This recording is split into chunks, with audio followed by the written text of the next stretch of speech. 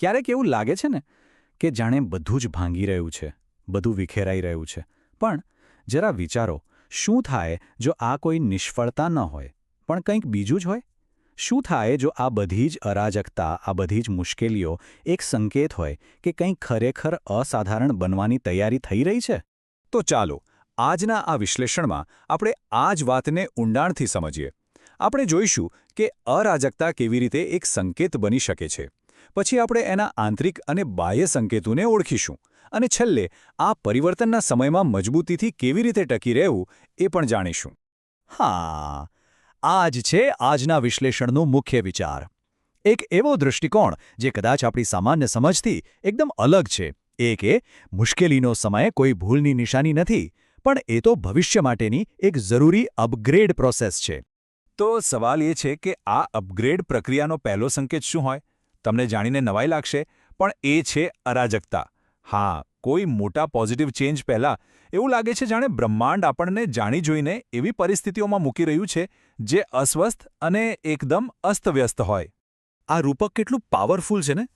જાણે કે એવું કહેવા માંગે છે કે આપણે જે બેચેની અનુભવીએ છીએ ને, એ બીજું કંઈ નહીં પણ આપણો આત્મા છે, જે સમજી રહ્યો છે કે ભાગ્યની જમીનની અંદર ઊંડે ઊંડે કંઈક બહુ મોટો ફેરફાર થઈ રહ્યો છે. જુઓ, આને સમજવાની બે રીત છે. એક છે સામાન્ય દૃષ્ટિકોણ, જે આ બધી ઘટનાઓમાં માત્ર નુકસાન અને નિષ્ફળતા જ જુએ છે. પણ બીજી તરફ છે પ્રગતિનો દૃષ્ટિકોણ, જે આ જ ઘટનાઓને તૈયારી અને વિકાસ તરીકે જુએ છે. આનાથી એ સમજાય છે કે ફક્ત આપણો દૃષ્ટિકોણ બદલવાથી જ વાસ્તવિકતાનો આખો અર્થ કેવી રીતે બદલાઈ શકે છે. સારું, તો હવે એ જોઈએ કે આ પરિવર્તનને આપણે અંદરથી, મતલબ કે આપણા મનમાં કેવી રીતે અનુભવી શકીએ. ચાલો હવે એવા આંતરિક, ભાવનાત્મક અને મનોવૈજ્ઞાનિક સંકેતો પર નજર કરીએ જે ઇશારો કરે છે કે એક મોટી સફળતા બસ હવે નજીક જ છે. અહીં કેટલાક મુખ્ય આંતરિક સંકેતો છે, જેમ કે વર્તમાન પરિસ્થિતિથી સતત વધતો જતો અસંતોષ. પછી આવે છે ઓળખનું ઘર્ષણ, જેને અંગ્રેજીમાં આઇડેન્ટિટી ફ્રિક્શન કહેવાય છે. એનો અર્થ એ કે જૂની ઓળખ હવે ફિટ નથી થતી. ત્રીજું છે ભવિષ્યસૂચક બેચેની, એટલે કે પ્રોફેટિક રેસ્ટલેસનેસ. એક એવી ઊંડી લાગણી કે કંઈક મોટું થવાનું છે. અને છેલ્લે સફળતાની તૈયારીની ચિંતા, જે નવા સ્તર માટે તૈયાર થવાનો ડર છે. આ બધાનો મતલબ એક જ છે: આપણું આંતરિક હોકાયંત્ર, આપણી અંદરની દિશા હવે એક નવી દિશામાં સેટ થઈ રહી છે. અને સાચું કહું તો ઓળખનું ઘર્ષણ આ આખી પ્રક્રિયાનો કદાચ સૌથી મુશ્કેલ ભાગ છે. કારણ કે આનો સીધો મતલબ એ છે કે જે બનવાનું છે એ બનવા માટે વ્યક્તિએ જે પોતે અત્યાર સુધી હતી એ ઓળખને છોડવી પડે છે. આ સિવાય બીજા પણ કેટલાક સૂક્ષ્મ ફેરફારો જોવા મળે છે, જેમ કે આસપાસની ઊર્જા એટલે કે એનર્જી પ્રત્યેની સંવેદનશીલતા વધી જાય છે. અનિશ્ચિતતા સાથેનો સંબંધ જ બદલાઈ જાય છે. આગળ શું થશે એ ખબર નથી, એ વાત હવે ડરામણી નહીં પણ રોમાંચક લાગવા માંડે છે. અને હા, ક્યારેક અચાનક જ મનમાં રિયાલિટી ચેક જેવા ઊંડા વિચારો આવે છે, જે આપણને ખાતરી અપાવે છે કે આપણે સાચા રસ્તે જ છીએ. ઓકે, તો આ તો થઈ અંદરના ફેરફારોની વાત. હવે ચાલો સંકેતોની બીજી કેટેગરી પર જઈએ અને એ જોઈએ કે આ આંતરિક પરિવર્તન આપણી બહારની દુનિયામાં કેવી રીતે દેખાય છે. અહીં એક બહુ જ શક્તિશાળી કોન્સેપ્ટ આવે છે: દૈવી વિક્ષેપો અથવા ડિવાઇન ડિસરપ્શન્સ. આ એવી ઘટનાઓ છે જેમ કે નોકરી જતી રહેવી કે કોઈ સંબંધ તૂટી જવો, જે આપણને લાગે તો નિષ્ફળતા જેવી, પણ વાસ્તવમાં એ બ્રહ્માંડ દ્વારા કરાયેલું એક કરેક્શન હોય છે, એક માર્ગ સુધારણા. જાણે કે બ્રહ્માંડ આપણને એવા રસ્તાઓથી હટાવી રહ્યું છે જે આપણી સાચી ક્ષમતાને રોકી રહ્યા હતા. અને આ દૈવી વિક્ષેપો પછી પોઝિટિવ સંકેતો દેખાવા લાગે છે. જીવનમાં એકદમ અલગ પ્રકારના લોકો અને તકો આવવા માંડે છે.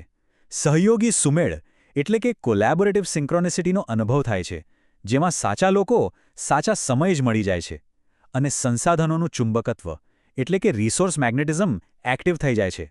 મતલબ કે જરૂરી પુસ્તકો, માહિતી કે પછી પૈસા પણ જાણે કે આપોઆપ આપણી તરફ ખેંચાઈને આવવા લાગે છે. હવે વાત કરીએ ત્રીજી અને સૌથી રસપ્રદ કેટેગરીની: ભવિષ્યની ઝલક. આ એવા સંકેતો છે જે આપણને પડદા પાછળ તૈયાર થઈ રહેલી નવી વાસ્તવિકતાની એક ઝલક આપે છે. અને આ ઝલક આપણને ઘણી અલગ અલગ રીતે મળે છે. ક્યારેક અચાનક કોઈ જોરદાર પ્રેરણા મળે અથવા કોઈ ઊંડી સમજણ આવી જાય. ક્યારેક ભવિષ્યના સંકેતો આપતા સપનાઓ આવે અમુકવાર વાસ્તવિકતાનું મિશ્રણ જેવી ક્ષણોનો અનુભવ થાય છે, જેને રિયાલિટી બ્લીડ થ્રુ કહે છે. આ એ ક્ષણ છે જ્યારે ભવિષ્ય એટલું નજીક લાગે જાણે આપણે તેને સ્પર્શી શકીએ. અને હા, આપણી સ્કિલ્સ અને જાગૃતિમાં પણ અચાનક જબરદસ્ત ગ્રોથ જોવા મળે છે. આ વિચાર કેટલો અદ્ભુત છે.